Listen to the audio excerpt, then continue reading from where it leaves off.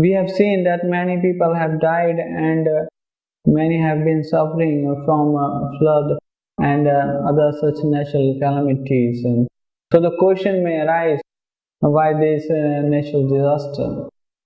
People may say that this is mainly because of various sorts of pollution and because of rise in consumerism, materialistic civilization.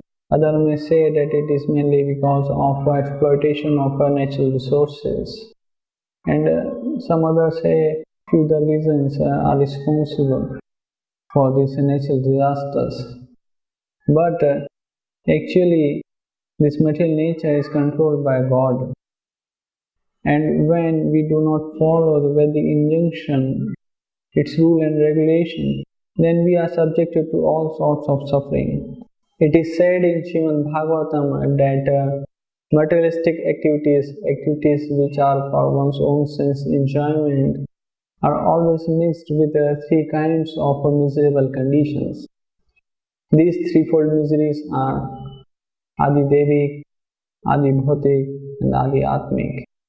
Adhidaivika means miseries by higher authorities, by demigods, and by energies of Supreme Lord.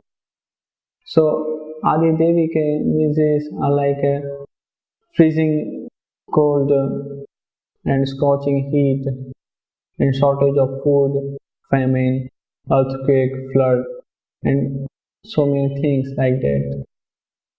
And the second sort of misery is adhibhautik.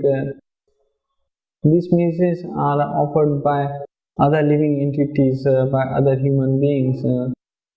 And the third is adhyatmic, the miseries which arise from one's own mind and body, the miseries like tension, depression.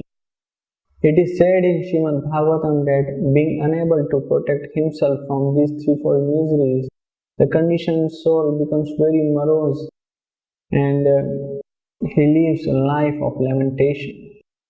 The so-called happy materialistic person is constantly having to suffer these threefold miseries. Actually, no one can counteract these threefold miseries of life.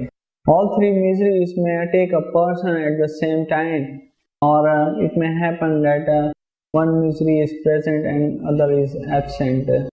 So the conditioned soul must be disturbed by at least one of these miseries. There is no escape. And thus, because of this, the conditioned soul is always full of anxiety and fearing from this misery.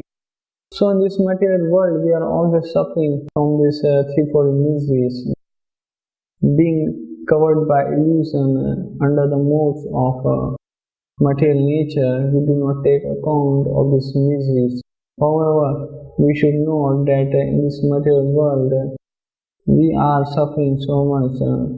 One who has sufficiently developed consciousness, one who is intelligent, he inquires that why he is suffering. He inquires that I do not want miseries, I do not want sufferings, then why I am suffering.